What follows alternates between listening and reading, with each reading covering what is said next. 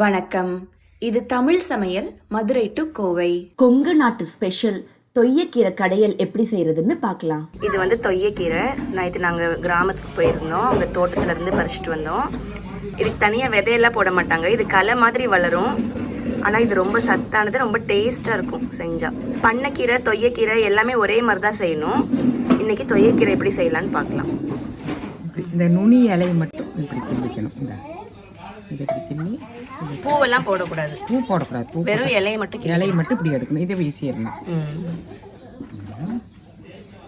அடி நல்ல கொழுந்த இலையை மட்டும் எடுத்துக்கும். இந்த அடியில் இருக்கிற முத்தல் கூட விட்டுருக்கும்.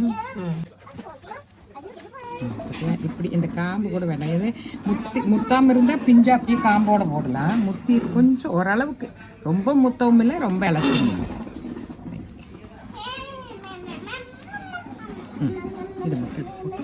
இது வந்து சாரணக்கீரை. இதையும் சேர்த்து கடையலாம். இது எல்லாமே காட்டுக்கீரை தான். பண்ணை, தொய்யல், சாரணை இது எல்லாமே காட்டுக்கீரை தான்.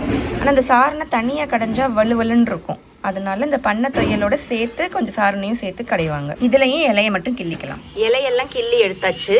இனி கழுவி வேக வச்சுக்கலாம். கீரையை நல்லா உப்பு மஞ்சத்தூள் போட்டு கழுவி வச்சாச்சு. பச்சை மிளகாயும் சின்ன வெங்காயம் மட்டும்தான் அதுக்கு தேவைப்படும். பச்சை மிளகா உங்கள் காரத்துக்கு ஏற்ப. நாங்கள் ஒரு 5 மிளகா போட்டிருக்கோம். சின்ன வெங்காயம் நல்லா ஒரு கை நிறையா. எவ்வளோ சின்ன வெங்காயம் போடுறோமோ அவ்வளோ டேஸ்ட்டாக இருக்கும்.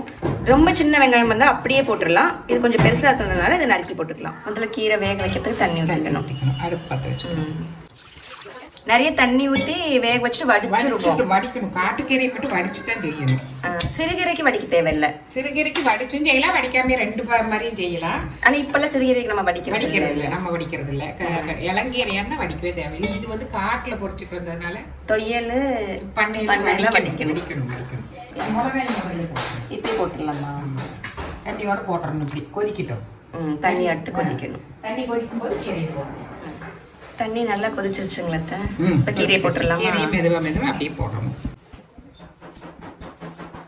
இந்த கீரைக்காரங்கிட்டலாம் கிடைக்கிறது இல்லையா? கிடைக்காது. இது நம்ம ஊர்ல காட்டுல தான் கொண்டு வர்றாங்க. எங்கேயும் இங்க போறவர் ஒருத்தர் கொண்டு வருவாரு. தொழில் பண்ண நினைக்கிறாங்க. ஆனா அவங்க எல்லாம் எங்க எடுக்கிறாங்கன்னு தெரியாது. அந்த உழவர் சந்தையிலேயே அந்த ஆர்கானிக் கீரை விற்கிறாங்கல்ல ஒரு பாட்டி, அவங்க கிட்ட சொல்லி வச்சா கொண்டு வருவாங்க. அவங்கள்ட்ட ஒரு நாள் நான் சொன்னப்ப, உனக்கு இந்த கீரை எல்லாம் தெரியுமாம்மா அப்படின்னு கேட்டாங்க. இது கீரை பாக்குறதுக்கு நிறைய தான் இருக்கும். வெந்துருச்சுன்னா கீழே போயிடும். வெந்து கடைஞ்சிட்டோம்னா கம்மியாயிடும். ஆளுக்கு ஒரு கரண்டி தான் வரும். பண்ணி விட்டு இது கொஞ்சம் உள்ள சுருங்க போட்டுக்கலாம். நம்ம கீரை சட்டி பிடிக்காது. நிறைய இன்னைக்கு கீரை நிறைய இருக்கு. இதெல்லாம் அவங்க கலந்து பிடிக்கிட்டு இருந்தாங்களே நேற்று. கொஞ்சத்தை வீட்டுக்கு எடுத்துட்டு போயிருவாங்க, மீதியே கலந்து. எல்லாருமே பார்வதி அத்தையெல்லாம் பறிச்சுட்டு அங்கிருந்து எடுத்து சாப்பிடுவாங்க. நிறைய பேர் சாப்பிடுவாங்க. நல்லது இல்லை, இது நேச்சுரலா கிடைக்கிறது. மருந்து இல்லை நம்மளுது காட்டுல. நல்லா வேகணும். ஒரு 5-10 நிமிஷத்துல வந்துடும். 7-8 நிமிஷத்துல வந்துடும். இதுவுமே இன்னும் கொழுந்தா இருந்துச்சுன்னு வைங்க, நம்ம இவ்வளவு நேரமெல்லாம் வேக போட்ட உடனே வந்துடும். ஒரு வாரத்துக்கு முன்னாடி பறிச்சிருந்துருக்கோம். ஒரு வாரத்துக்கு முன்னாடி பறிச்சிருந்தோம். இது அப்படியே வேகட்டும். இப்போ எவ்வளோ நேரம் ஆச்சு? 10 நிமிஷம். 10 நிமிஷம். இப்போ அடுப்பு அமர்த்திடலாமா? அடுப்பு அமர்த்திட்டு இந்த ஓட்ட பாத்திரத்தில் வடிச்சு, அடுப்பை சிம்ல போட்டுட்டு அதை வடிச்சிட்டு அதே வடிச்சிட்டு வெங்காயத்தை வதக்கிக்கலாம். சரி. இப்போ வந்து இதை எடுத்து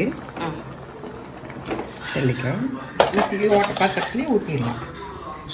இதில் தள்ளி விட்டு கீரைக்கு தண்ணியை வடிச்சிருவோம். கீரையை இப்படி எடுத்து வச்சுட்டோம்னா தண்ணியெல்லாம் வடிஞ்சிரும். அந்த தண்ணி வேஸ்ட் தான். அந்த தண்ணி வேஸ்ட். இது காட்டுக்கீரைன்றனால தேங்காய் எடுத்துக்கிறேன். ஏன்னா தண்ணி வடிக்கிறது பார்த்தோன்னா எல்லாரும் ஐயோ சத்து போயிரும் சொல்லுவாங்க. இது வந்து காட்டுக்கீரைக்கு தண்ணி வடிச்சு தான் சாப்பிடணும். கசக்கவும் கசந்துரும். தண்ணி வடிக்கல கசக்கும். இது தேங்காய் மட்டும்தான் பண்ணணும். வேற என்ன ஊத்தினா நல்லா இருக்கும். எண்ணெய் காஞ்சிருச்சு. இப்போ நம்ம ஒன்றும் தாளிக்கெல்லாம் தேவையில்லை. வெறும் வெங்காயம் தான். தேங்காய் வதக்கணும். அந்த சின்ன வெங்காயத்தை நான் நறுக்கி வச்சிருக்கேன். வெங்காயம் போட்டு வெங்காயம் நல்லா ப்ரௌன் ஆகிற வரைக்கும் வச்சணும். ரொம்ப இது இல்லை, ஓரளவு நல்லா செவக்க வரணும். தேங்காய் எண்ணெயில் செய்கிறது நல்ல மணமாக இருக்குது.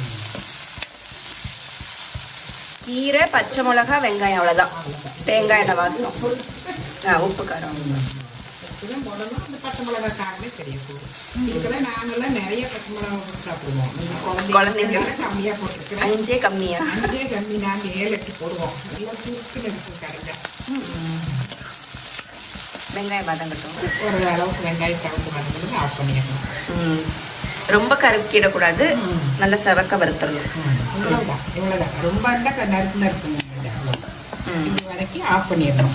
அடுத்து ஆஃப் பண்ணிட்டு இந்த கீரையை தூக்கி அதிலேயே போட்டுடணும். வடிச்சு வச்ச கீரையை இதில் போட்டு கடையணும். அப்புறம் ஆறுதல் வச்சு கடைச்சிக்கலாம்.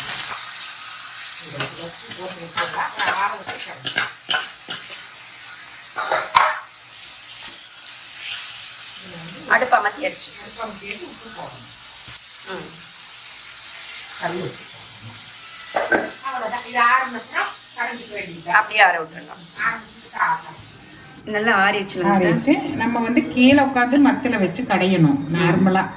ஆனா என்னால உட்கார முடியாது, கடைய முடியாது. உட்கார கீழே உட்காந்து கால் வலிக்கும்ல, உட்காந்து காலில் பிடிச்சிட்டு கடையணும். அது அதனால மிக்சியில போட்டு லேசா ஒரு சுத்தி எடுத்துட்டோம்னா அது கடைஞ்ச மாதிரி ஆயிடும். ரொம்ப நைஸா கூலாட்ட அரைக்கக்கூடாது.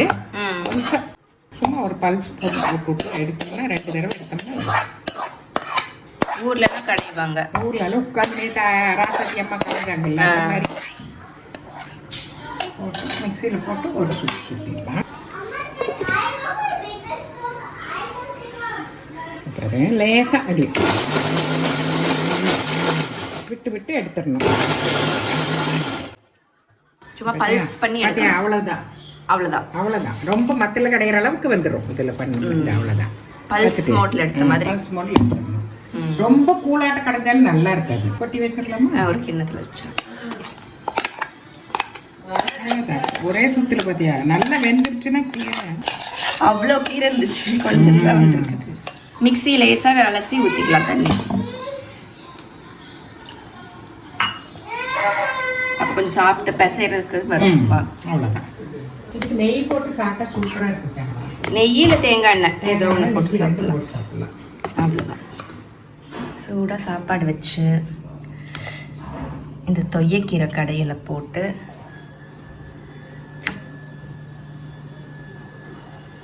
இதில் நெய்யோ தேங்காய் எண்ணெயோ விட்டுக்கலாம். நான் வந்து தேங்காய் எண்ணெய் விடுறேன். குழந்தைங்களுக்குலாம் நெய் ஊற்றி கொடுக்கலாம். ரெண்டுமே நல்லாயிருக்கும். இன்றைக்கி வாழைப்பூ வடை செஞ்சோம். அதில் 4 வடை எடுத்து வச்சுக்கலாம். அவ்வளோதாங்க.